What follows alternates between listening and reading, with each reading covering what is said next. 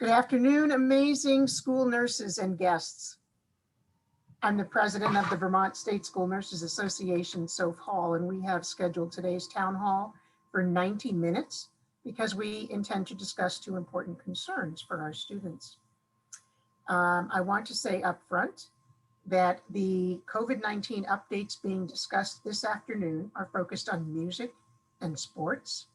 We will not be taking any questions related to the exciting news about vaccinations for educators because I do not have any of that information.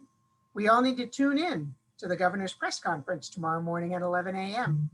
when all those details will be announced.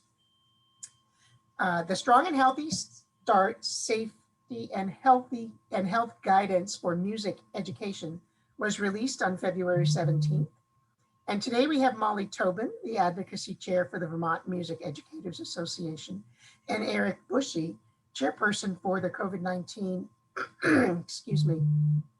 committee that worked to present the guidance recommendations to the Agency of Education. Molly is the music director at Concord School in Concord, Vermont, and Eric is the director of instrumental music at Bellows Free Academy. We also are joined by Dr. Ben Lee and Dr. William Raszka, the pediatric infectious disease specialists from UVM, and Dr. Brina Holmes may be joining us later. She is a pediatrician and school nurse champion. We have extended today's time to allow for Q&A for the sports and music guidance. We have collected the questions that were sent to us prior to today, and we'll pose those to our guests. If you sent in a question and would like to expand on the question when we get to it, please use the raise your hand feature on the bottom of your Zoom window. I will call on you and you may unmute at that time. You may also add questions about music and sports to the chat box. And before I turn it over to Molly, Clayton, would you just remind folks the different ways that they are able to raise their hand? Sure. Okay, so if you if you click on your participant screen and you open that up, you should see a raise hand feature at the bottom right of the participant screen or somewhere along the bottom part of that. The other ways to do it from the keyboard, if you're on a Mac, is you are going to do Option and the letter Y. And if you are on a PC, old school, or a Chromebook or something along those lines using Windows, then you would use Alt plus Y. If you're on the phone, you can mute and unmute by doing *6. And if you are on the phone, you can use *9 to raise your hand, and then we can call on you. Hopefully everyone got that, and I think we're ready. Thank you so much. Molly and Eric, I'm going to turn the mic right over to you. Thank you again so much for being here. I know how long and hard you all worked to get music education opened back up to our students, and I'm delighted that you're here to join us today. So thank you. Thanks, Soph. Hi, everyone. I'm Molly Tobin, and I'm just so grateful to be here. And I thank Soph for extending an invitation to both myself and to Eric so that we could come and just talk with all of you about the exciting new music guidelines that the AOE adopted shortly before we all left for February vacation. So I thought what we could do was just begin by taking you through the guidelines that VMEA proposed to Secretary French and the medical team on February 9th. Because they were pretty much adopted as we presented them. So Clayton, would you be able to share that PDF, the proposed guidelines PDF? Say that VMEA shaped these proposed guidelines directly from the research that was conducted in Colorado through the NFHS aerosol study. So this information is all based on the research that came out of that study.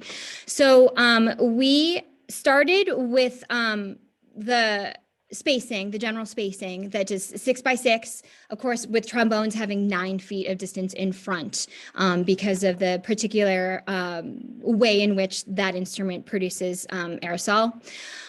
We moved into then the masking. So of course, all teachers and students in the room need to be masked at all times. And we then we talk about the rehearsal space having 3 complete air exchanges, and we'll talk a little bit more about ventilation and what that could look like in individual schools. We have in there, of course, the rehearsal length. And then the fact that wind instruments, of course, should not be shared, and percussion instruments should be cleaned after every use. So that means like any mallets or shared percussion instruments that those aren't used to blow into, they're not aerosol producing. That also would go for anything like guitars or ukuleles, anything like that should be cleaned after every use. And then also just a reminder to everybody that we are not going to be having any live indoor performances, that anything that is performance-based would be live streamed or recorded in advance. We talk about the masking guidelines, and I know that looking through the questions that were submitted today or earlier, there are a lot of questions about masks, and maybe this is a good opportunity if we're just talking about masking guidelines to just go through exactly what we mean by the masks that we are talking about, both here on this PDF and in the AOE guidelines. So essentially, all of the masks we refer to are going to be these blue surgical or procedure masks. The study in Colorado was only done using these masks. So the data that we are basing our guidelines on came from the studies using these particular masks. So we are saying that singers, of course, should have that well-fitting mask. And that woodwind and brass instruments should not only be masked here at the embouchure at the mouth, but also they should have a bell cover for the other end of the instrument. So depending on what instrument is, the instrument is, they have different sizes of bells. So finding a bell cover that's going to cover tightly the end of that instrument, the bell part of that instrument.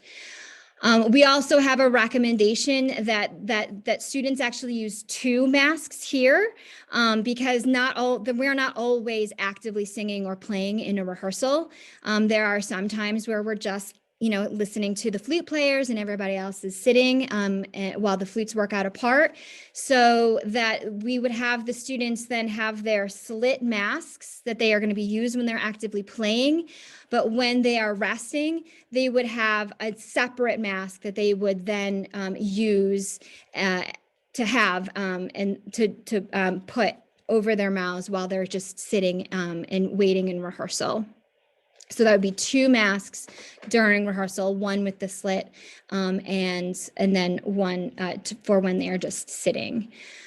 Eric, is there anything that you want to jump in on in terms of masking? Yeah, well, you did a great job with that. And I think that looking at the questions, and this came up at my school too, we read the guidance really carefully and realized that it's either a blue procedural mask or an N95 or a KN95, which are far more available, can be used.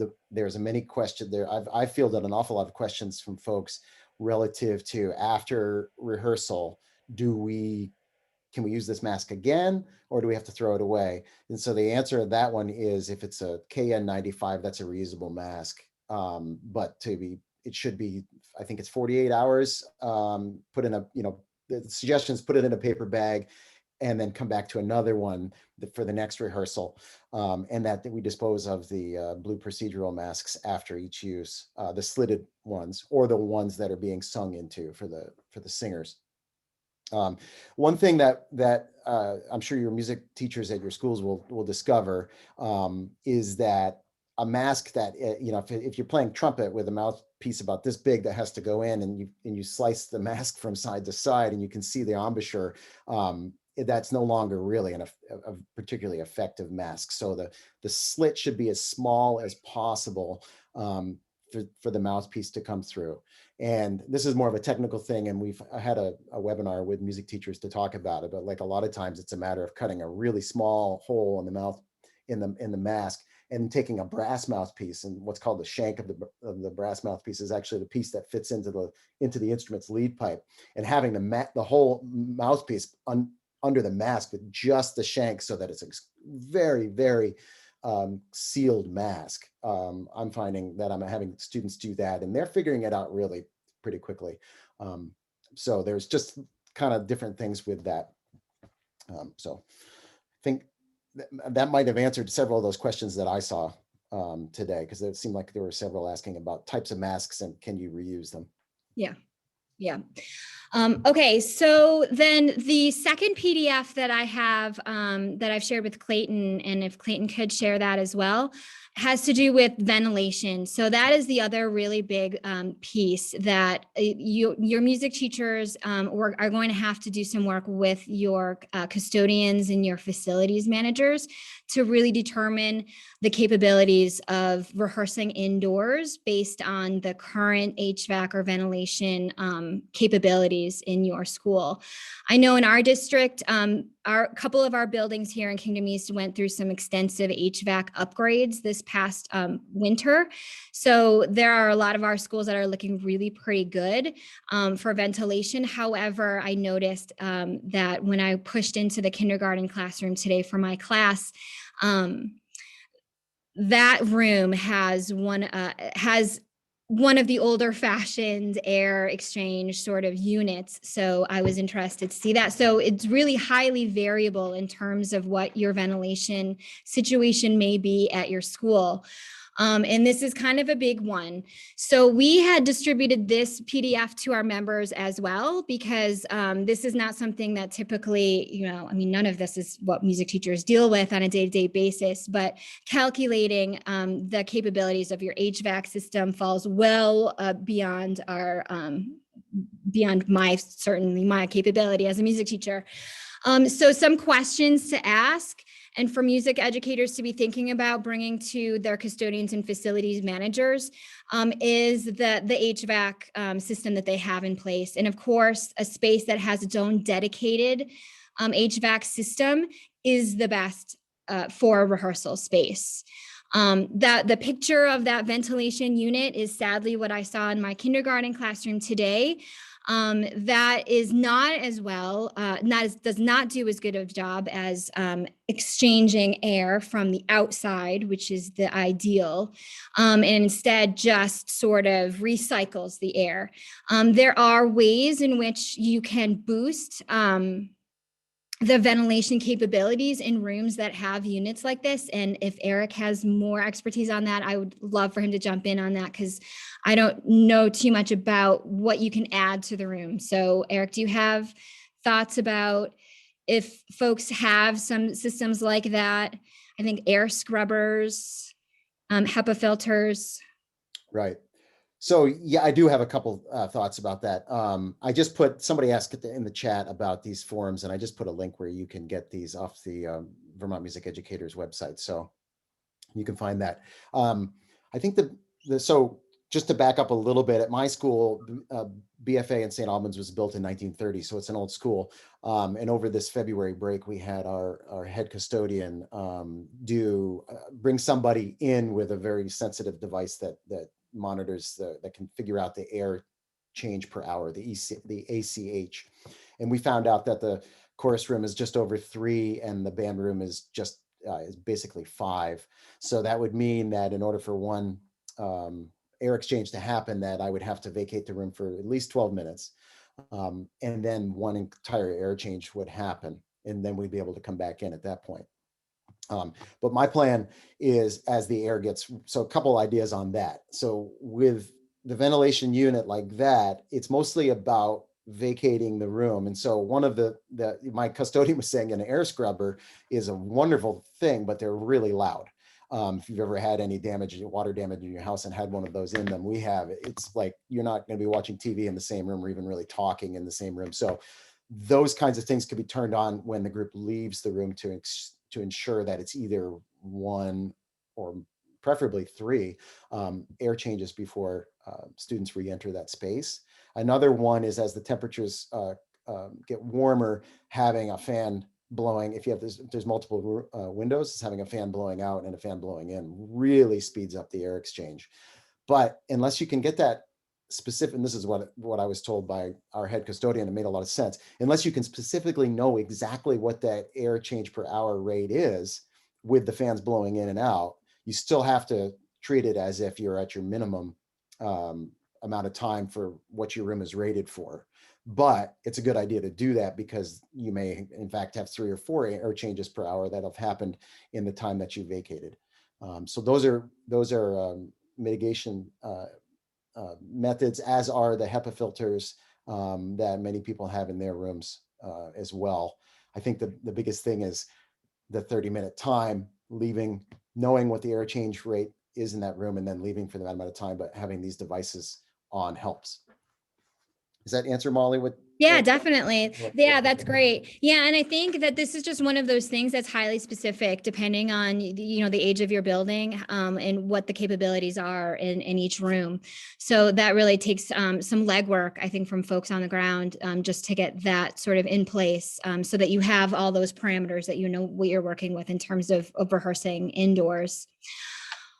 I just also want to mention that we were fortunate enough, we were actually incredibly fortunate to be able to work pretty closely with Dr. James Weaver, who, as Eric had said, he was the co-chair of the NFHS study out in Colorado. And he graciously took time out of his busy schedule to attend a VMEA informational meeting that we held right before vacation, before February break. And he talks at length about the study results, and he goes into a lot of detail about how they conducted the study and the findings that they took from that work. And that informational video was recorded, and I think, yeah, Clayton said he was going to post that on your website. So I would highly recommend you check out James Weaver talking about the study if you really want to get into the detail of how we went about crafting these guidelines to make sure that not only our kids and our school community is going to stay safe, but also that we can take some steps forward in terms of getting our students back to a little bit more normalcy in their day-to-day lives. I'll just say that I think James pops in about 6 minutes and 30 seconds in if you don't want to like listen to all of us chit-chatting at the beginning. And he's a fantastic presenter. He goes into great detail. So I'd highly recommend that if you really want to see the details of those of that study. So let's see. So maybe to just answer some questions out of the chat. Yeah, we could look at the one from Jennifer Parent. What would regular elementary music class look like? It doesn't sound like any singing would be allowed unless all students are wearing a surgical mask.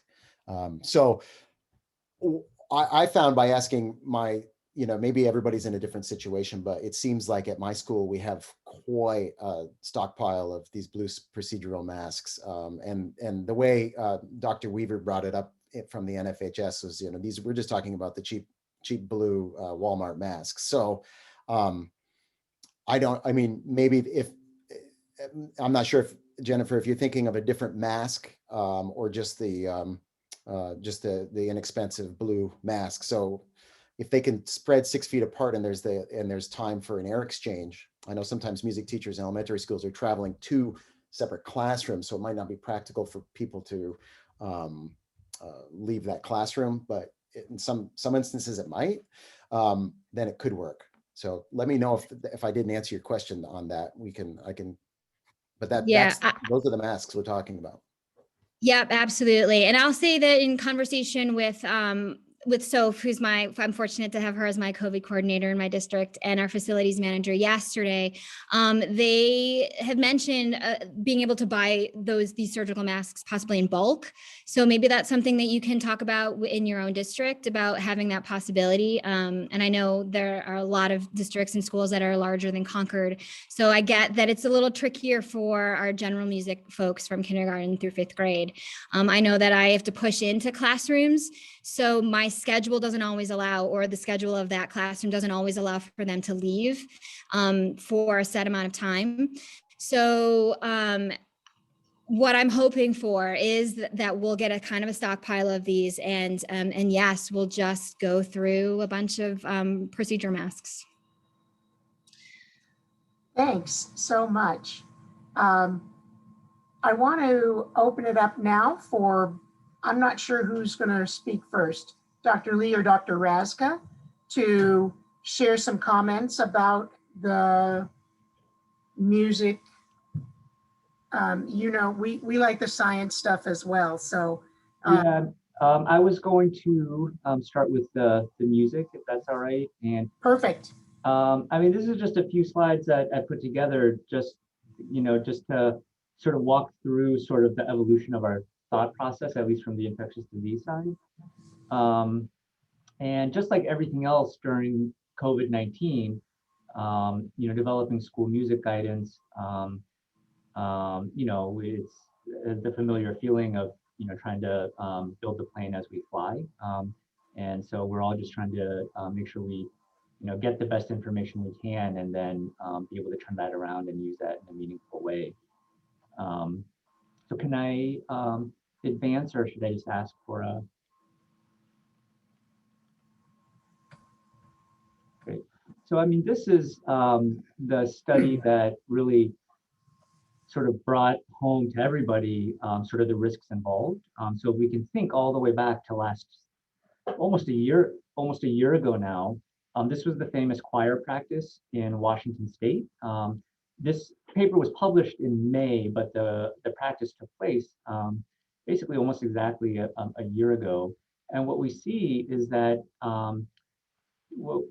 basically what this graph is showing is a huge number of individuals who came down with COVID-19 immediately following a choir practice. And if we, sorry, next slide.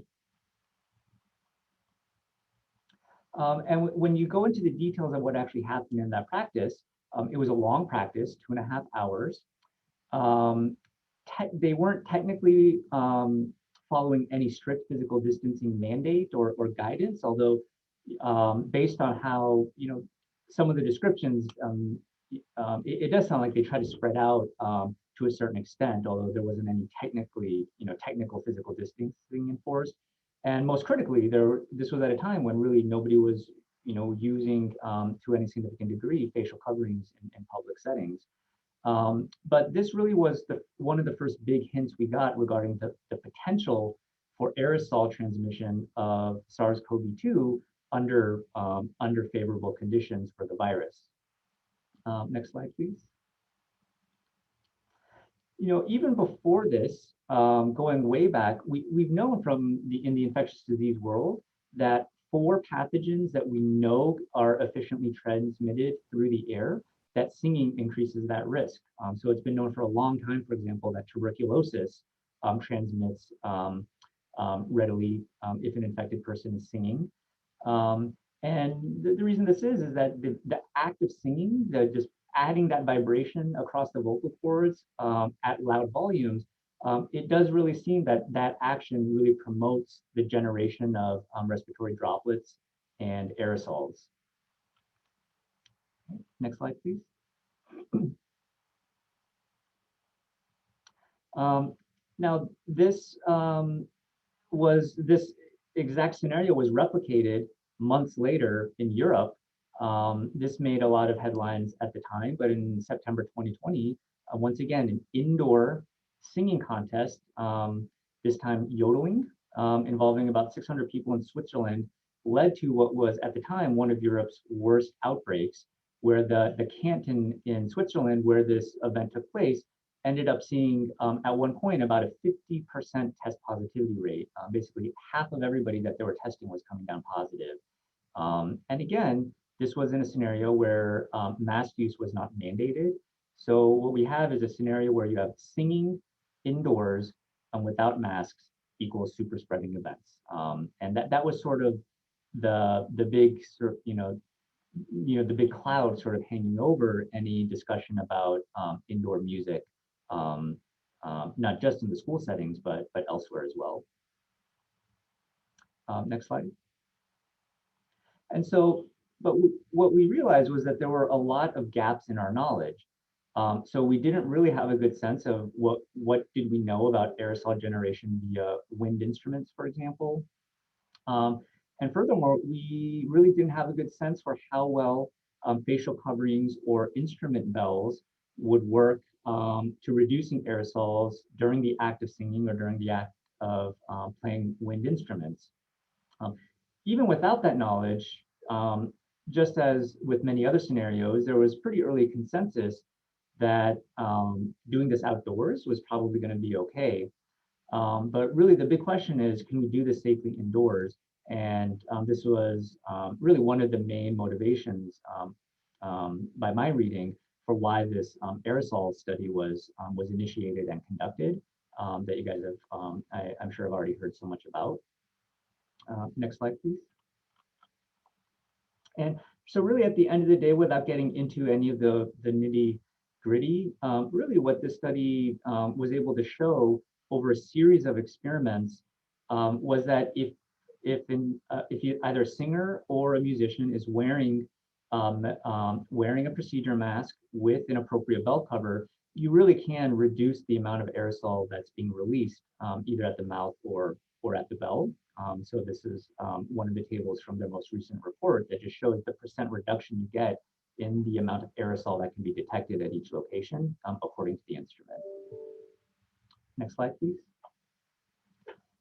Here is where, at least for me personally, I grappled and struggled with this a little bit, or what are the limitations of the study and the data that's available. One thing that concerned me, and this applies to any type of research study, is what are the conditions under which they were done? How artificial are they? And how well will those translate over to a real world scenario? So one can imagine that doing a tightly controlled study like this with adults, and I believe, if I remember, a lot of these, a lot of the components of the study was done using professional musicians. How does that translate to a group of middle schoolers being rowdy together because they're excited in music class? In addition, one of the limitations is it's still unclear to me. I don't think anybody knows sort of how much virus needs to be in the air in order for that to be an infectious risk. And by extension, what amount of aerosol release would be considered, safe, in quotes. We can show that there's a nice reduction, but is that being reduced enough? Also, going along with that, every person, there's a lot of variation between people and between each types of instrument. So even if we can reduce the amount of aerosols being released, everyone has their own baseline. So 60% reduction in aerosols for one person may still end up translating to a reasonable amount or decent amount of aerosol still being released relative to somebody else. I don't know if how well this actually shows up, but I posted 2 of the representative figures that are included in this report to sort of demonstrate this. On the left is aerosol released by trumpet. And if you look at those small peaks that say bell cover, that looks pretty low, right? Bell cover, it hovers at around 1. But then when you look at the scale on the next chart for the flute, you can see that even with nothing, you are at a level in terms, these are in terms of total concentration of aerosol over time, 5 times lower, even if you're doing nothing with flute. So, those are just sort of the little swirly things that I tend to look at, as a researcher myself. It is well accepted that flute, has the lowest sort of release of aerosol. So this is admittedly the most extreme difference. But as these data were being released over the course of the fall and then more over the summer and fall, these were sort of the things that were rattling around in my head. Next slide. But then we have to balance that, these unknown questions against what we do know. And so right now, as we've been discussing a lot in many different arenas, there's broad recognition that our kids aren't doing okay. And any measure that we implement to try to reduce risk of virus, we really have to be cognizant of how that's going to impact student well-being. And it's pretty clear at this point that the kids need more help. And I think that there isn't anybody who would disagree with that or dispute that notion. And then finally, when we come to equity, that in a separate forum, that determination was made differently, was made independently, I should say, for indoor winter sports. And when we see that we've allowed, you know, a slight reduction in terms of what we will accept, or rather, let me rephrase that. We were willing to accept a slightly higher risk in order to allow access to these activities for kids. I really don't see any difference between that and music. So especially if proper mitigation is followed, you know, I didn't really see anything that would make me believe that you know, playing music indoors with these strategies in place would clearly pose a greater risk than allowing people to play ice hockey or basketball. Next slide. This is my last slide. So, you know, in summary, you know, for me, I think that the data regarding aerosol generation during music, indoor music, they're imperfect, but so far, I think the group that set out to do the study has shown some nice findings that to me are somewhat reassuring. And I think with that in mind, you know, I think there's enough there to say that allowing music during the winter months indoors for our kids is the right thing to do for their benefit. With that having been said, I would still argue that we should move back outdoors as soon as humanly possible. So that sort of, you know, was my sort of perspective on music starting, you know, from the summer up until now. And so hopefully that will, you know, shed a little bit of light from an infectious disease perspective, what you know, what some of the thoughts were surrounding the studies and the limitations regarding the data. And I don't know, Bill, if you have anything that you want to add to that. No, I think that you were very comprehensive. I actually think that the music guidelines actually pushed the agenda on higher quality masking, because the data that they used procedure masks, which by definition are 3-ply and have a certain level of protection. Whereas our masking policy for the strong and healthy restart simply said a facial cloth covering. So I think it's actually reassuring that high quality masking is being used by musicians and those in their environment.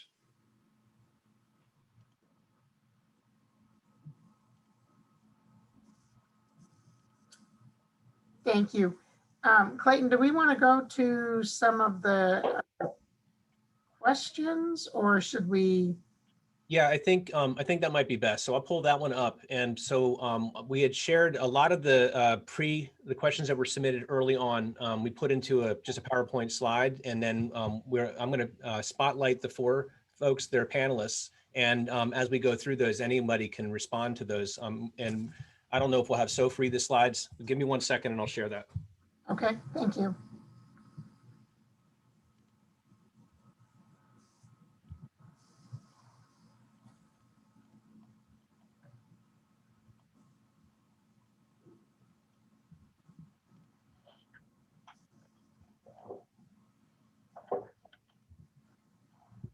Can I speak to one of the questions in the chat while we're bringing that up? Absolutely. Yes, go right ahead. One of the questions says, are procedural masks also recommended when students are singing outside, spaced 6 feet apart? And that's a great, I don't know the answer to that question. In the fall, there wasn't a mandate as to what quality mask we had outdoors.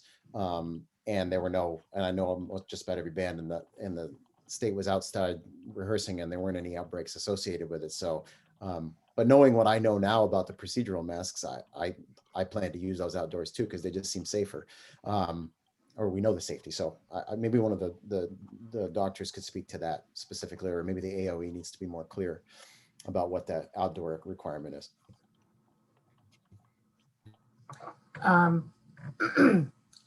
Yes, I think for the most part, as you've said, Eric, we know that masks, even outside, even with the distance, are still put us at a higher level of safety, if you will. But I agree. Sometimes when we publish things, we have more questions than answers. All right, so I want to get to this first question here regarding mixing of cohorts when we begin to bring band members from different grade levels and distancing. We're still inside at this point. How does that mesh? I know it doesn't mesh with the current guidance that we don't mix cohorts, but wondering if you can shed some light on that. So I'm happy to take that, and Brina and Bill, if anybody wants to jump in at any point. I mean, I think in general we had tried to promote the idea of the notion of doing pods and cohorts to the extent possible, but I don't think ever the intention was for them to be restricting children from activities. So I think that if cohorts can be set up where people from the same cohort are doing music together and not mixing, that would be ideal. But I don't think it's unreasonable for schools and classrooms to do what they need to do to make sure that the kids can have access to the activities that they need. So ideally, we should not mix cohorts, but just from a practical standpoint, oftentimes that's not going to be possible for every situation. And for me personally, at this point, I don't know that I would tell a child that they couldn't participate in music, because that would mean they would have to mix their cohort. Thank you.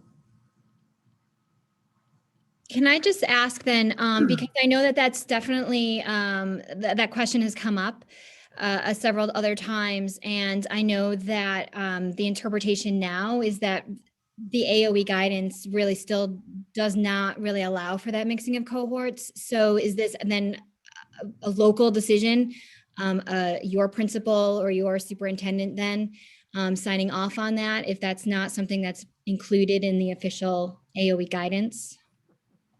That's a great question, and none of us are AOE Okay. people to be able to answer that. Yeah. When I asked the question of that very same question of my administrator, they brought up a really great point and said, well, the basketball team is made up of both the green and blue cohort.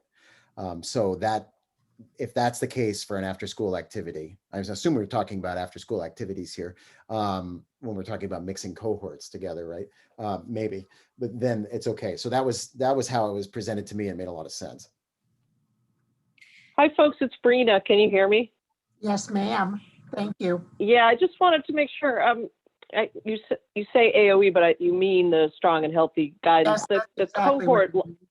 yeah, the cohort language in there is pretty. It's recommended, not required, that you try to think about it. And as I couldn't see because of the shared screen, that last person speaking, but that's true that in the before and after school space, we mix cohorts all the time. If there are programs, when kids come in before they're going into their traditional classrooms, and we've done a lot of mixing of cohorts. So the only, the reason we included it as a recommendation to try not to is for the unlikely event of a case. It's more people to contact trace, but it's turned out to not be. So we are revising or trying to clarify the language, and I'll make sure that the cohort language in this next pass frees you up even more, because it really was never meant to be a prohibitive lane. It was just a guidepost about a concept. I hope that's helpful. Yes, thank you. Terrific. Thank you for that. Thank you for that clarification. That's great. I have a couple of people with their hands up. So Jen Fournier, I'm going to let you unmute. And Do you mean Joanna Fournier? I'm sorry. That's okay. Sofal. Yes, Joanna, I should know you. I do. Sorry. Thanks, Sofal. I'm Joanna Fournier. I'm the music teacher at the Linden Town School. I did have a question about the cohorts. And because I come from a rather large school, a larger school, I should say. And we have 3 classes per grade. So mixing of cohorts obviously is a no, but the numbers that I have for my courses per grade is very low. So like, for instance, like I'll have only 4 kids in chorus in 6th grade, but they'll be part of like 3 different cohorts. And so what I'm facing right now is I would I would love for them to meet as a, as a 6th grade chorus, but I can't do that because they're part of 3 different cohorts, but there's only 4 of them. So my question is there a possibility to, I know that I understand about the cohorts, but I'm wondering if there's a possibility to have them be able to rehearse as a grade level inside if more precautionary measures are in place so that they're protected even more because they're in different cohorts. Do you understand what I'm saying? I just have a question about it. Yeah, you definitely don't have to do anything Right. more. You just have to figure out if the risk is worth the benefit in that scenario you just described. So the risk is that then 3 groups of classrooms have to go home and quarantine if one kid has COVID. Do you see it's not like and I don't mean to butt in on the infectious disease answer to it, but from it's really about contact tracing. It's not about infectious disease. Because if you've got all the strong mitigation strategies in place, you're in good shape. But in the unlikely event one of those kids has COVID, you now have 3 classrooms that have to go home instead of 1. So the risk-benefit analysis has to be done more from that theoretic contact tracing perspective rather than something we would draw a line on based on infectious disease. I don't know, Ben, if that mirrors how you think about it. Yeah, no, I think that's right. I mean, when we promoted initially this idea of cohorting, part of it was to limit the amount of exposure to different people. Number one, but then number 2, in terms of contact tracing, it obviously comes into play. The size of the cohort and determines how many people need to be traced and quarantined. But I think at the end of the day, I think we can definitely go down rabbit holes when trying to parse out sort of what what is allowable or not. But at the end of the day, I think that the goal should be to provide reasonable accommodations to just make sure that the kids have access to the activities that they need to have access to. And I would probably just let that be the guiding principle. Thank you very much. Let's move on to the next question, please. We did have quite a few posed prior, and I want to be mindful of everybody's concerns if we can. I think this question's been answered. This is a concerning question. Please speak to the 3-ply disposable procedure masks prepared with slits and cloth masks. That slits are manufactured for music purposes. And I'm going to add on to this a question from the chat about just because the mask is blue and looks like the ones we use in the hospitals, they're not always the same criteria. I think I could say something to this. Many music teachers purchased a lot of musicians' masks at the beginning of the pandemic or at the beginning of the school year. And there's been a lot of questions of people saying, can we use these? We spent a lot of money on them. And the guidance that we adopted as a state is pretty clear, saying, I'm sorry, but the bad news is no, but the good news is that the masks that you can use are probably free to you in your nurse's office. So I think that's what that question is. So I would agree, Eric. I think that we've been trying to really follow the data and that the experiment used a particular type of mask. And we've really tried to hold it to that. And the reason why KN95 masks were allowed is because they even have a higher degree of protection. They're 5-layer masks. So we thought that might be appropriate. The study didn't include KN95 masks. It is hard to tell some of these masks apart. There's no doubt about it. But that we just want to make sure that if you're buying the mask, it very specifically is a 3-layer mask. Those are the important words. If it's a single layer or paper or just blue, then that is not good enough. the music guidance has and the doctors can certainly speak to it. I'm sure you all would know, is that GB/T32610 is what it says specifically in the guidance. I assume that's that means the 3-layer. Well, it's just almost impossible to find those numbers on a box anywhere. That's the challenge. And I don't want to restrict schools not being able to provide music education because they can't find those very specific words or numbers rather. Thank you. Well-fitting masks is the terminology that's used. And we know that well-fitting masks all the way around limit the spread of this virus.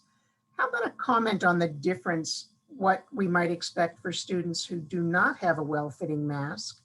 And are there thoughts on how we can best utilize or access masks so we can get our kids singing and playing instruments?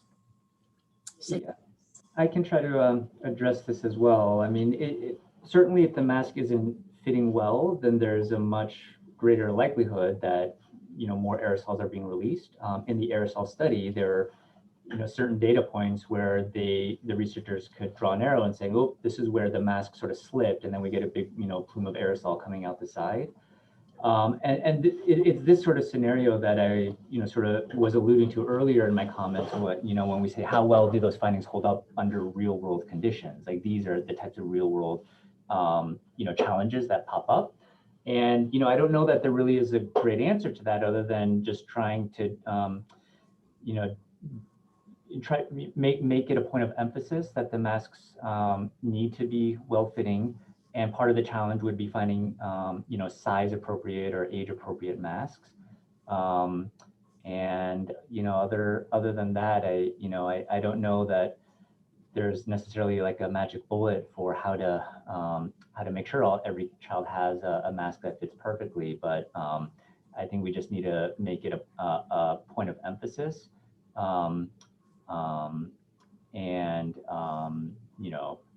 With reminders just throughout the course of practice or rehearsal or whatever, just do a mask check. How is it fitting?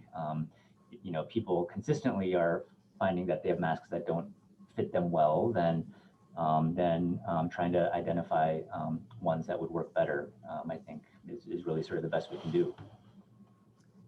Thank you, appreciate that.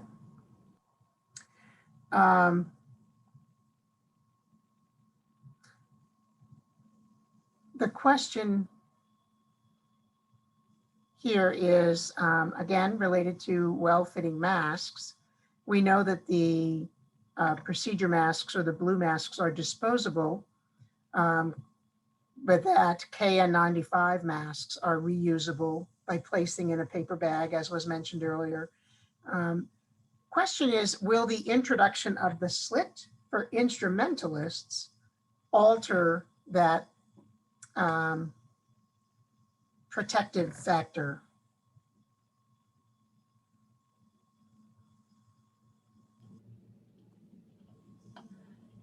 So I don't think so. I think that the key for any mask, especially the KN95 masks, is if they're wet, if they're soiled, if they're starting to show obvious signs of wear, that could be a sign that it needs to be replaced. But I don't know that as long as the slit is the appropriate size and the mask is otherwise in good condition, that would necessarily change how those masks could be reused. Thanks, I appreciate that. I also want to point out that Molly and Eric very clearly gave some suggestions on how to create the slit to be as close as possible to the, I don't have the right word, but the mouthpiece that that is sliding through that. Just as in a practical sort of like musician language, the KN95 masks, I don't see how I could use those in a band setting because they're sort of, they're pointy. And so, whereas the procedural masks lay flat on the face, so I think the KN95s are much more likely to be used in music classrooms for singing than for playing wind instruments, in which case there wouldn't be a slit in them. So I'm not sure if I could figure out a way to really make a KN95 mask work. Maybe for a tuba mouthpiece or something along those lines, but not. So anyhow. Thanks for that, Eric, because I was going to ask you off camera how that might happen. I couldn't imagine it either. So Clayton, do we have other specific to chorus, or should we move on? I want to make sure that we get a chance to address the sports issues as well. So if you want, I mean, these kind of just go in order. So we were just planning on, I think that it might be good to go through the presentation that was put together for the sports. We could do that first, and then just come back to where we left off here and move forward. Because I think that most of the questions that were posed were about the algorithm and cardiac and, so some of those in the cardio. So this might be responded to from the presentation. Does that sound okay, Dr. Raszka or Dr. Lee, for that standpoint? That sounds fine. Great. Will you let me share my screen? You can. All right, I'll pull up my presentation. Can you see this screen, Eric Bushey, since you're on my screen? Perfect. All right. So again, I want to thank Soph and all the school nurses for inviting Ben and myself to this meeting. We love working with you and we learned so much from you. And it's been a really collaborative effort over the past many months, starting in late May and early June. So we're really thrilled to be here and speaking with you. I just wanted to give you a little bit of background about sports and recreation and how it's a little bit different from how the music guidelines evolved. And that there are two major standing committees that feed information into the interest of the Agency of Natural Resources. And that's Julia Moore who runs that. And so there's a school sports advisory committee that has broad representation from principals and athletic directors and interested parties. But there's also a much larger recreational sports advisory committee that also meets. And Ben and I are on both those committees.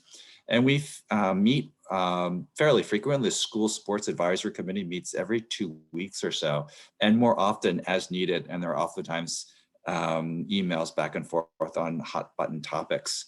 And all that information goes to the Agency of Natural Resources. These committees are advisory committees. And then Julia Moore meets with the Agency of Education, that might be Mr. French or the governor's office, but also is working with the health commissioner. So these are independent of the healthy restart and the strong and healthy restart. And that actually caused some controversy. You'll note that music was initially embedded in the strong and healthy restart from the initial proposal in June. It was actually part of school where sports were somewhat independent about it. But this is the mechanism for how these things evolve. So, for all these committee meetings, we always have to wrestle with what are the risks and benefits to physical activity for children and adolescents. It's always been a huge topic. And most people seem to agree that sports and physical activity have, lots of physical and psychological health benefits. That we prefer people being active. We prefer to have a good mental outlook, just like we want students to be able to participate in musical activity. So we do think there's benefit for activity, and particularly with being with peers for some period of time. But of course, that always has to be balanced with the risk of infection. And that when you think about how do you describe a risk of infection, well, you have to take in several parameters. And it could be the type of sport, it could be the duration of the contact, the intensity of the contact, and most importantly for Ben and myself, whether the sport is indoors or outdoors. Notice for music, indoors and outdoors was a huge event. In the fall, we could practice as much as we want, any musical instrument outside if we were spaced, because that was a much safer environment. And so, we started doing this, in the summer, trying to figure out what the fall activities would be, and then moved on to the winter. And one of the things that we had always said was that higher risk activities were indoors, And we were particularly concerned about wrestling and ice hockey, and basketball was pretty close to that, to that high risk category. And outdoors was contact football. And one of the reasons why 11-on-11 football did not take place in Vermont this past fall, because of the risk of infection. And lower risk was outdoor and little contact. And of course, we always had to have balancing measures. These are things that we always have to contemplate, and that right now children are suffering. This is the exact same words that Ben used, but the measures of anxiety and measures of depression are really high in youth, and not only in Vermont, but across the nation. An interesting issue for all of us is just how do we match recreational and sports guidelines? That has been a hot button, because recreational sports are allowed to do certain things very early on, and trying to make sure that they both kept in sequence was really, really challenging. It was like, Eric, if singing was totally disconnected from woodwinds, and the singers were 3 months ahead, but the woodwinds, and you're like, how do you balance those out? How do you make sure that it works? And by the by, that singing is a $400 million operation, and woodwinds is a $22 operation. How do you make sure that they're completely balanced with all the stakeholders?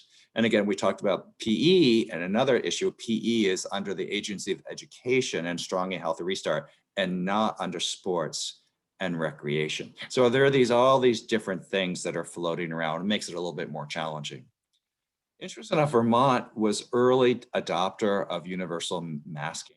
For those of you at front lines, remember the pushback about that in the summer and saying the kids would never be able to do it. Well, the kids did great. Just like as Eric and Molly know, the kids were gonna say masking during music, and of course they're gonna figure it out in about 12 seconds, say I'm having a great time. And that worked really well. And now it's actually recommended by national organizations.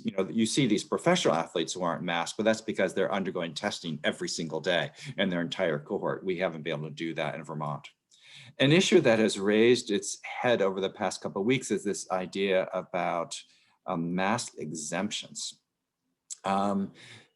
Theoretically, there should be almost no mask exemptions in student athletes. The data is really clear that masking does not worsen your asthma. It doesn't worsen a bunch of things. That there's really good data from the Allergy Society that the oxygen saturating is fine. There's data from the Physiology Society that when you exercise with a mask, you do fine. So there should be really very few mask exemptions. The challenge is if the physician, based upon their best estimate, says that a mask exemption exists, that cannot be overruled by school nurses, that cannot be overruled by school administrators, and that has to be followed.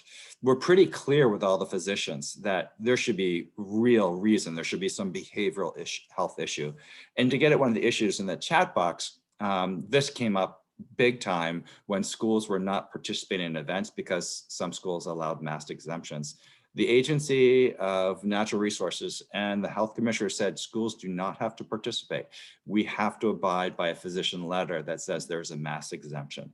And so that each individual school will decide whether or not to participate on that activity or not. Of course, there have been some big events. All of you remember the coronavirus outbreak at a hockey rink in central Vermont. And that certainly gave everyone pause to think about how the virus could be spread.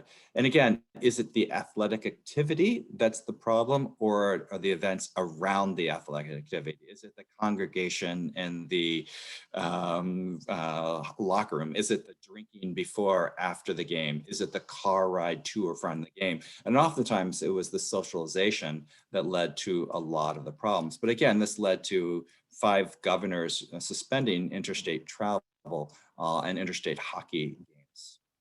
Indoor winter sports, I'll just say briefly, we had robust discussions, Molly and Soph, that's a euphemism for intense and wild, but over a long period of time, but robust, lots of stakeholders were involved. And, it's a governor's decision eventually, and it was an incremental rollout.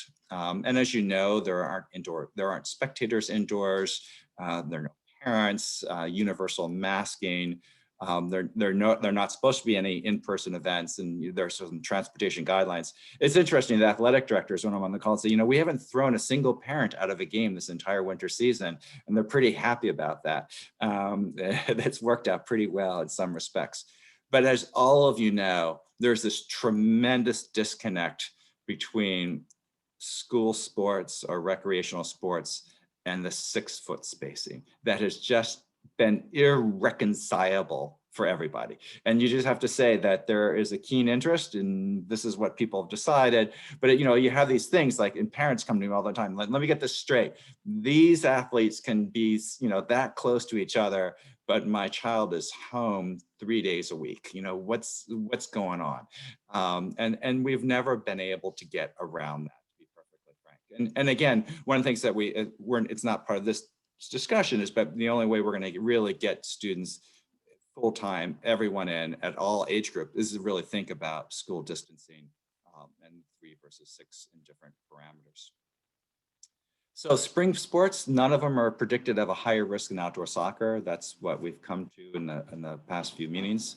So even lacrosse, but everyone will be masked. The large track meets, we'll have to be very careful about that and think about how we did that with cross country, because you just can't have more than a certain number of people in a certain area. And the issue actually for athletic directors, and not so much for school nurses, is just how do you control the spectators? That was the biggest issue in fall sports, to be honest with you.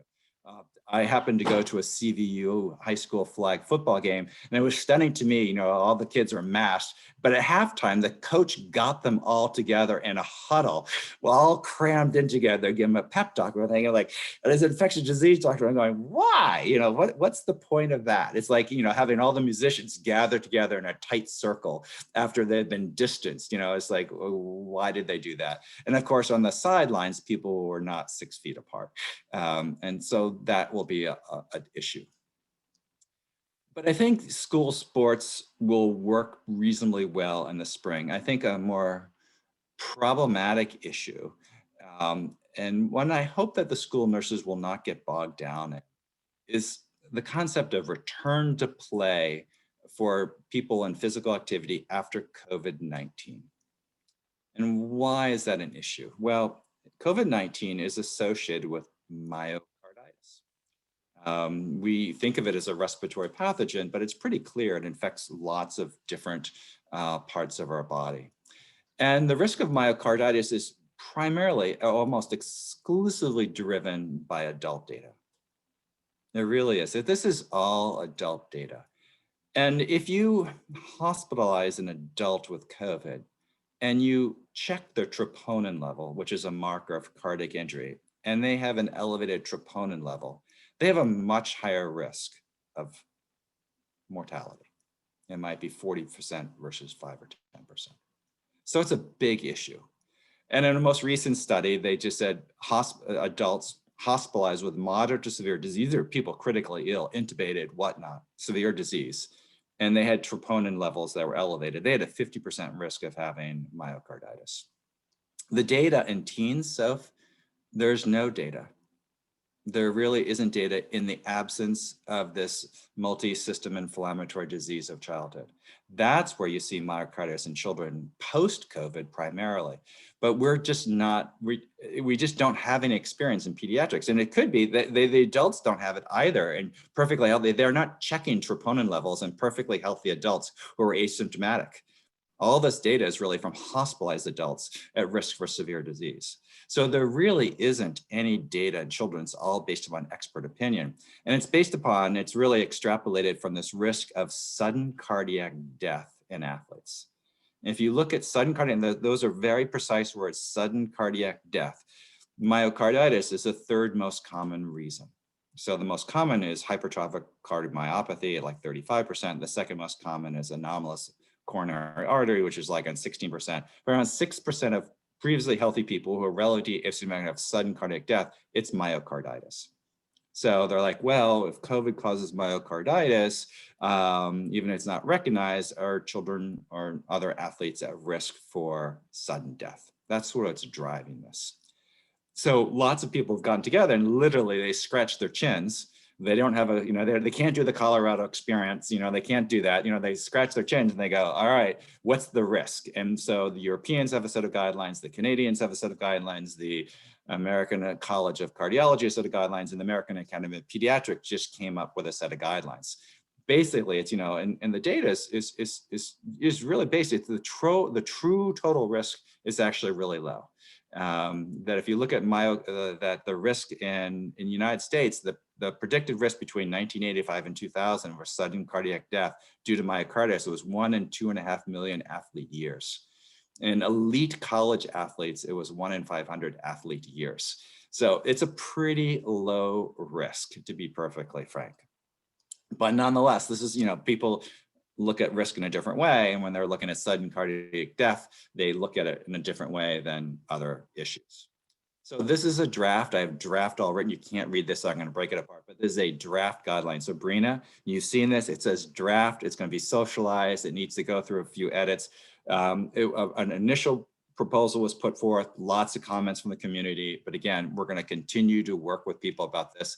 This is the cardiologist that done really marvelous work putting this together. But I want to bring attention to everyone that this is return to physical activity. This is not return to school. It is return to physical activity. The return to school guidelines are crystal clear. There's been no modification of that. And again, there's an entry box 10 days after a positive COVID test. And there are different rules about if you have asymptomatic and mild disease or if you have moderate disease. And here's how we define it. And we defined it very specifically according to the American Academy of Pediatric interim guideline update that just came out earlier this week. So this is how we define asymptomatic and moderate and severe. And again, this is all based on expert opinion and there's clinical judgment allowed. But it just says that this is basically an algorithm for when children can return. And if you look at the next guideline here, you can say, well, if you've got asymptomatic disease, and most of the children in Vermont have asymptomatic mild disease, it's a primary care protocol. And that will be delivered by primary care visits. The school nurses will not be doing the protocol. It is a checklist by primary care, and they can send you the form, they'll have the parents have the form, whatever, but the school nurses will not be doing the form. For the children with moderate disease, again, if they're less than 12, it's going to be, primary care protocol. If they're over 12, then they're, again, for children over the age of 12, the moderate disease, or as mentioned, they're going to have an ECG. And if it's a normal one, they'll go back to the protocol. But again, that's going to be driven by primary care physicians. And again, you're going to see some of these forms, the medical clearance form, that's just the top header of it.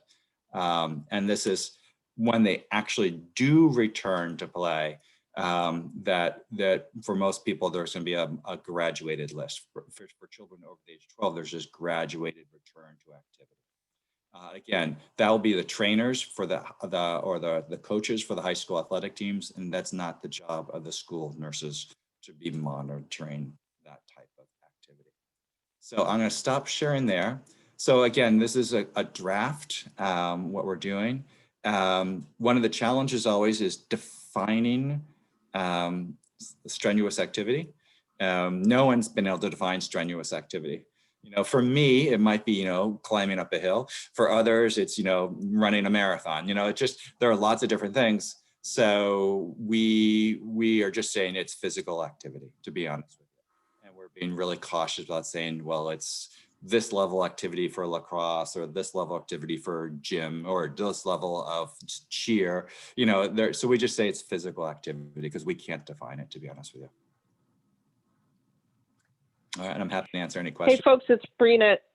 That was so well done, Bill. I really want to just air this out with my great school nurse colleagues that, we put something out in the field a week ago and it was very quickly brought forth with great teams like you and your child health professionals and your community, your pediatricians, and then the challenges to implementation, the confusing parts and the parts that didn't make any sense came right back up to us, and so we started over. I just wanted to confess that to you as goes my life with COVID. So it must be very difficult from where you sit to have this back and forth. I feel terrible about it. But it was a classic example of sort of medical subspecialty cardiology, like as Bill said, like that deep view of the world that someone might have myocarditis, rare event. And then the implementation science of how do you get this done in a primary care office, let alone with all of our school personnel who are sort of stuck in the middle of your role. So I just want to amplify what Bill said. This is primary care's deal, not yours. And it's not that big a burden on primary care because there's just a handful of kids, you know, each week that test positive for COVID. So it brings us back to wanting you on the teams and reaching out to your primary care, but I would not feel as a school person that you had some ultimate responsibility here. It's a pretty complicated pathway, and there's massive clinical decision-making in it because it's really about deciding the severity of the case, but also this, as Bill said, this arbitrary definition of strenuous. So we are saying PE counts because it's not really up to, I don't want any of you be called down to a gym to say, you know, half the kids are playing badminton and just lying around, and the other half are sprinting at the, it just feels way too subjective. And we've just really come to the realization this week that this is a primary care ownership of a very small subset of the kids in your school. So I hope that helps fix this last week, which I'm sure if we were in person, you'd be throwing tomatoes at me. Brina and everybody, this is so, I don't think we'd be throwing tomatoes. I think if we've learned anything in the last 12 months, it's whatever we say right now may change. As we learn more, as we develop more, and I just want to thank you, physicians, for kind of putting us school nurses back in our lane, if you will, that because we are so involved with our students and wanting to keep them safe, sometimes it's difficult to identify what we can say. You know what, we have to talk to the doctor about that. We have to get some information from the individual's primary care provider. And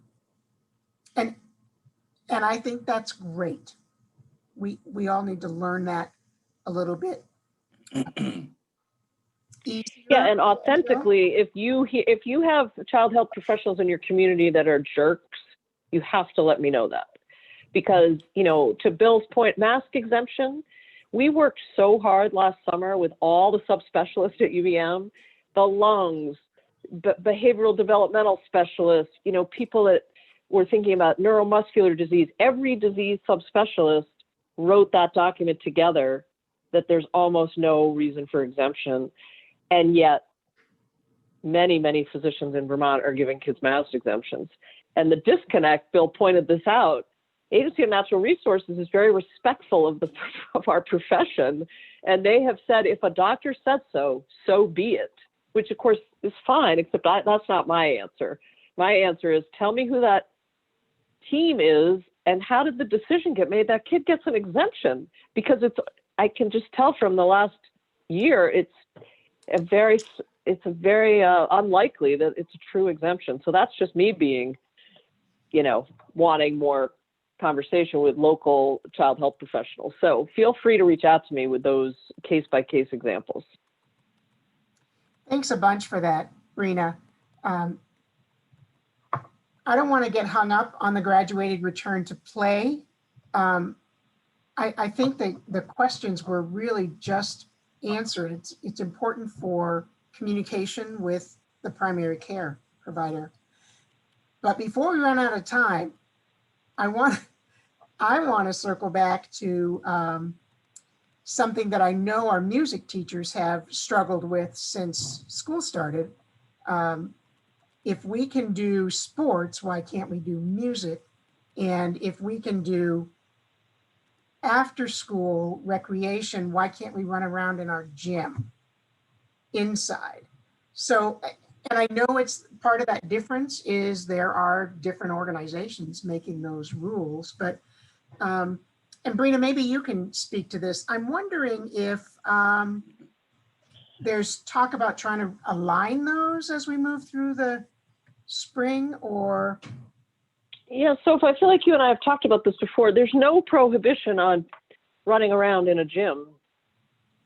It's that PE has to follow the space. That's an education class, like a classroom, that has to follow the distance guidelines of the history class, the PE. Do you see what I'm, so that's Bill's point is, you know, there's no 6-foot rule in athletics, but there is if you're in PE, and that's Right, that right. isn't going to be reconciled because it's education versus versus.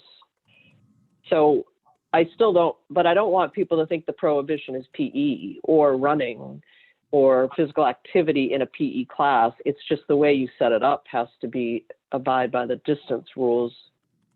Does that make sense?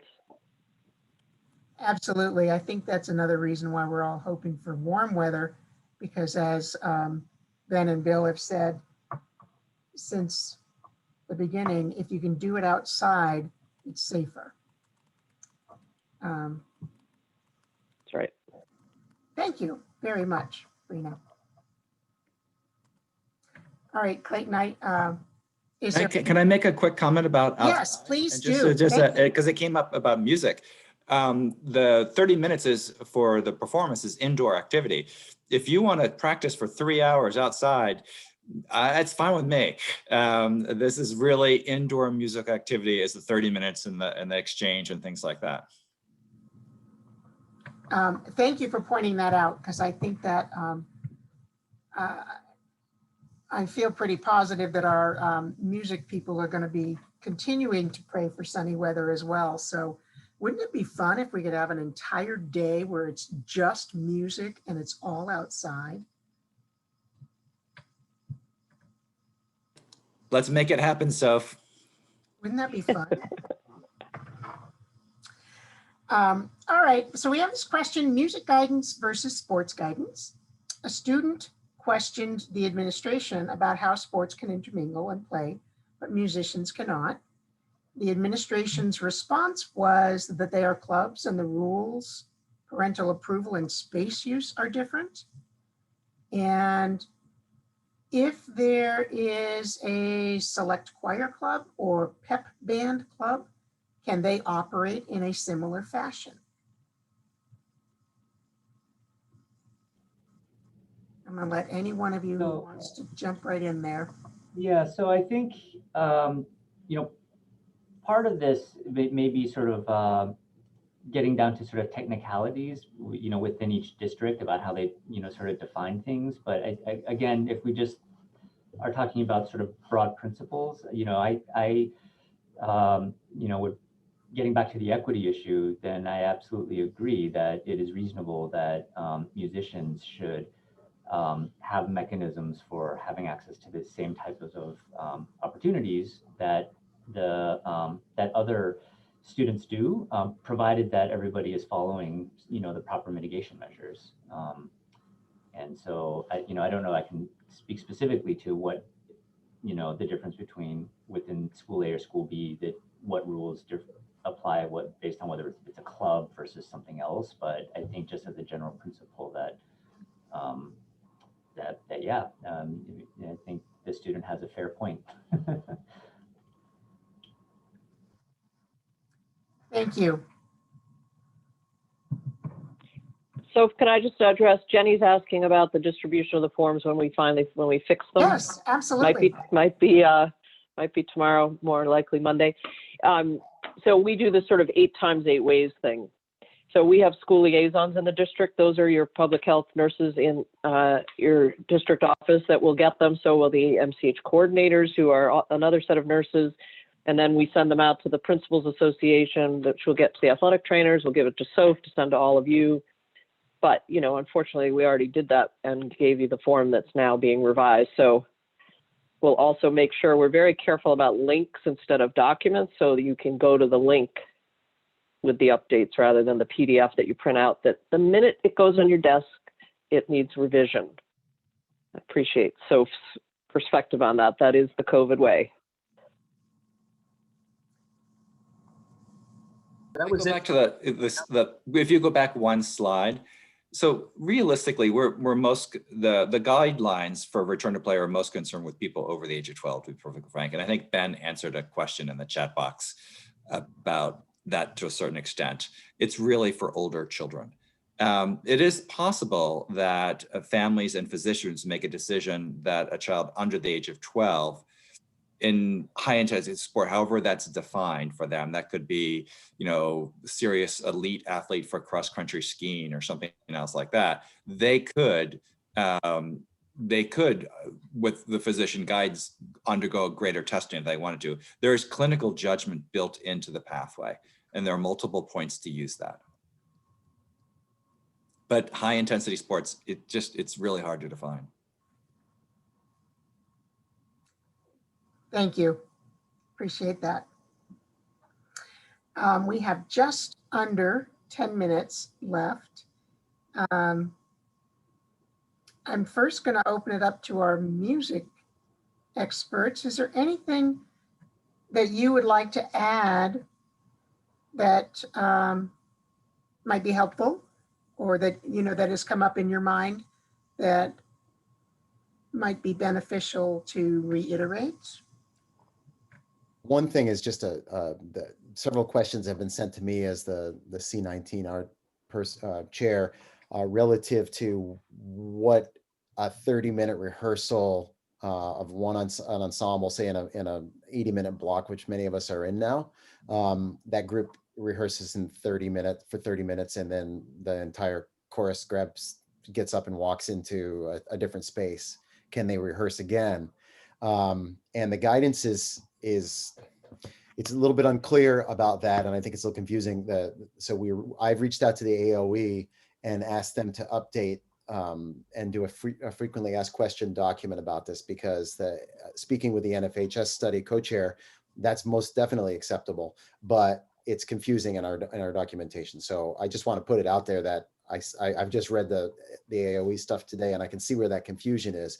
I think that really needs to be fixed, because it's about accumulated aerosols more than it is the person-to-person stuff. And of course, the doctors, please jump in and tell me, but you know, the 6 feet apart and masked takes care of the person-to-person piece. It's the accumulation of aerosols. So we're really looking for guidance around that.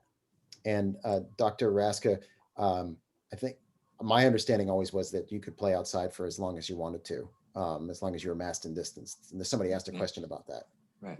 So even in the fall, we didn't even require masking, to be honest with you, Eric. Right. And as long as you're outside and more than 6 feet apart.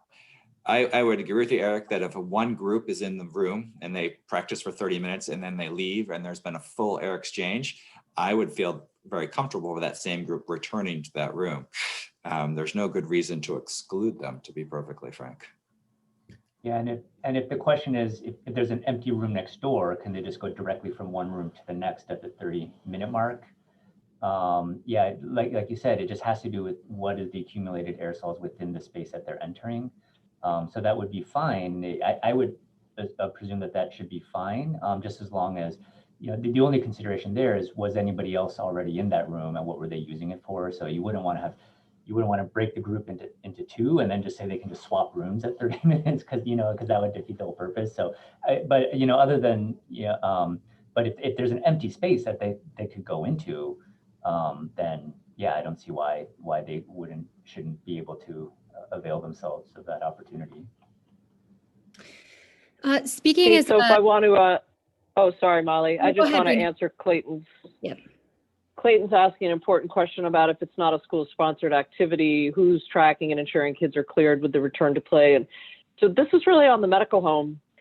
You know, again, if you're a pediatrician, you probably only have a few kids per week at max that have COVID. So deciding how you give anticipatory guidance and advice to families about what that means for, you know, running about or going to a friend's house, or, you know, that all has to be sort of discussed based on the severity of the disease, the age of the kid, and how much the, you know, shared decision-making with the physician and the parent. I will tell you, this is very unusual for us because we get a lot of feedback from parents worried about COVID, but now we're getting a ton of feedback about parents saying, oh, forget COVID, he needs to play hockey tonight, which is just all part of the paradox of where we find ourselves as a society. So uncharacteristically, the parental pressure is coming in on, this is not, I don't want to worry about this thing, as opposed to in the fall, everybody was reading about reports of the multisystem inflammatory syndrome in children saying, we can't possibly open our public schools. So it's just about shared decision-making and information sharing. And I think, you know, we have incredible pediatric healthcare in the state. So sitting down with a family as a pediatrician saying, okay, we're going to weigh the balance here.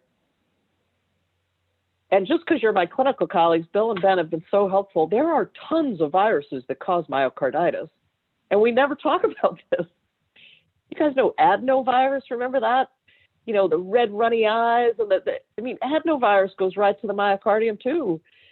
So it's this heightened COVID thing that requires us to slow down, build a team, and have a conversation. I'll stop there.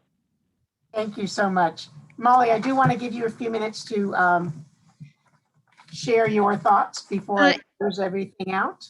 Thanks, Soph. I just have a quick clarification on, just because it was something illuminating that I heard from both Dr. Lee and Dr. Raszka, but just as speaking as a K-5 classroom music teacher, the fact that if those kiddos are spaced and they have their surgical masks and they sing in that classroom, if it's the same kids that stay in that classroom the whole day, they don't need to vacate.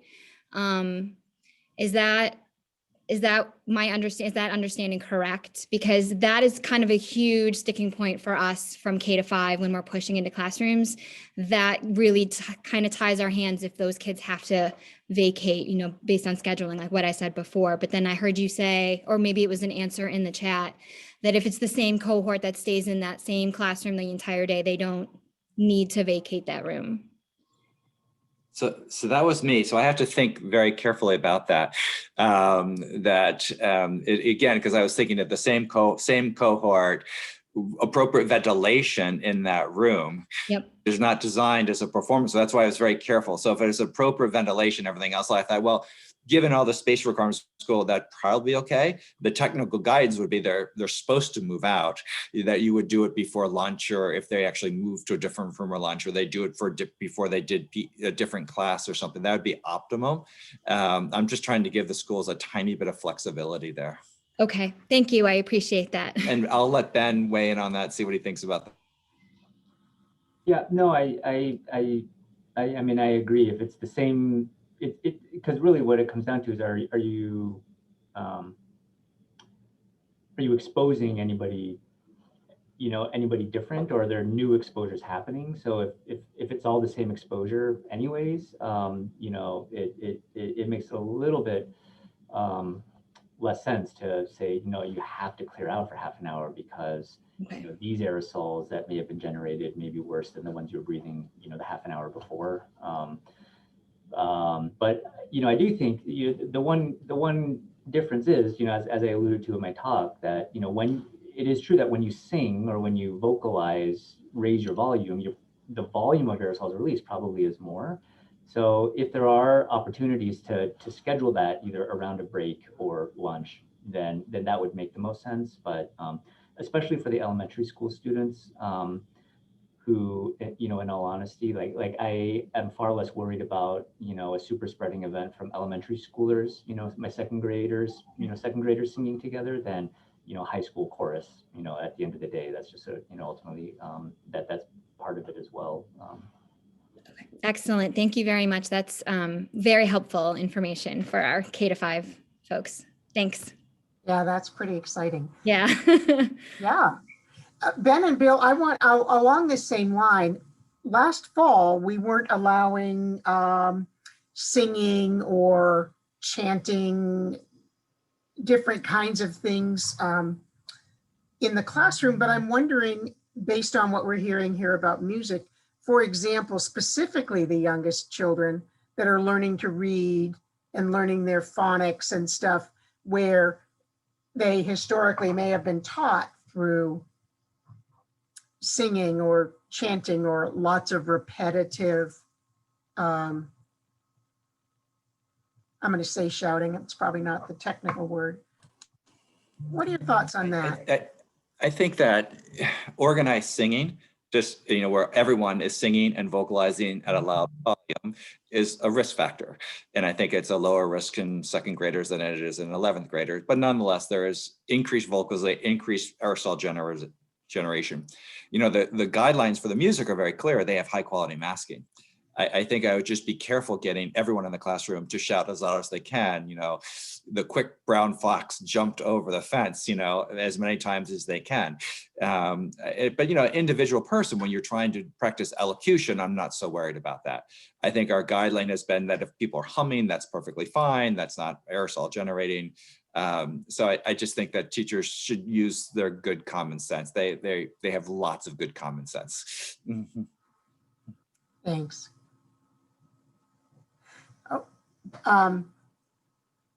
Okay, I want to thank all of you, our special guests, Drs. Lee, Raszka, and Dr. Holmes, as well as Molly and Eric. I'm so appreciative of the time and effort that you have put into working on the specific guidance and understanding for bringing music to the students that I know it's been a struggle.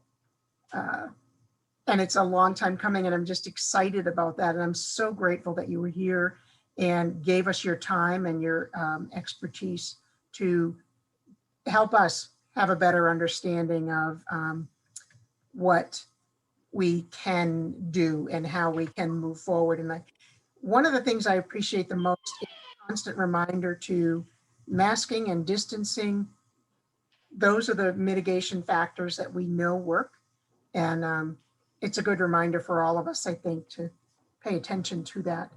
Clayton's got our face mask drive going here. So if you haven't purchased yours already or received yours in the mail, because I did send them to the physicians a while ago when we first got them. So they're fabulous. You can purchase them right on our website, and we'll make sure they get to you as soon as possible. Looking good. Hey, Soph, it's Yes, Brina. ma'am.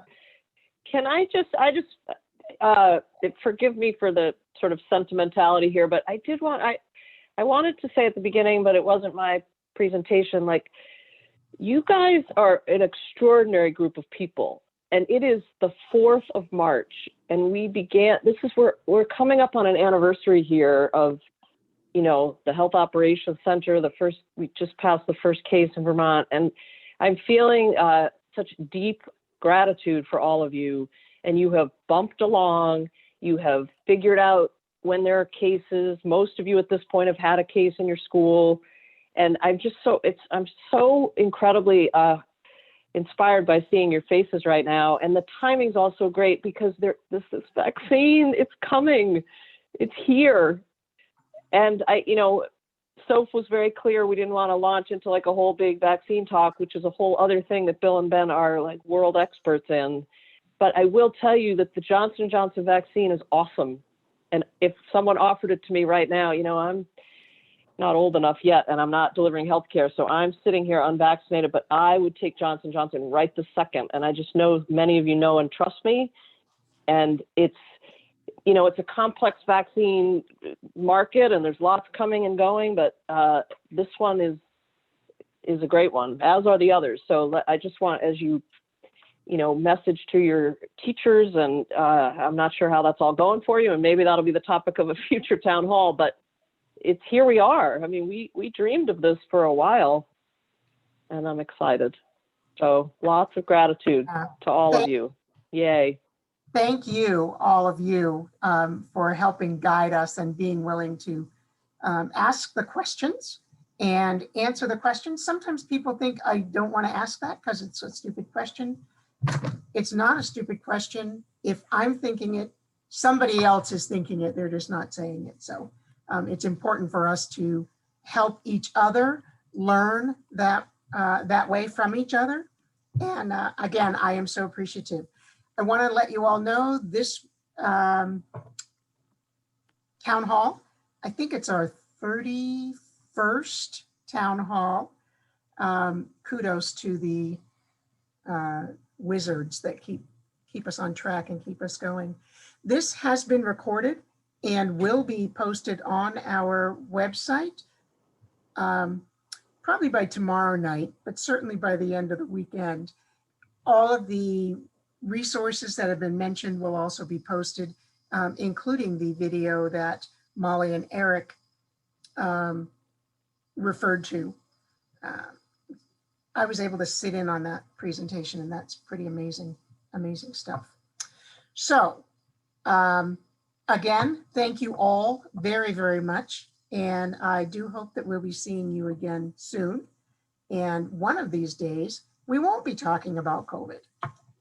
So thank Or you. we'll be in person, Soph. Wouldn't that be awesome? Wouldn't that be great with no mask? I wouldn't bound on that one too early, but at least in person. Well, I have a great mask, so I'm Oh, it's a happy good to one. help. All right. Take care. Bye-bye. Thanks, everybody. So very Thanks, everyone. much. Thank you, everyone.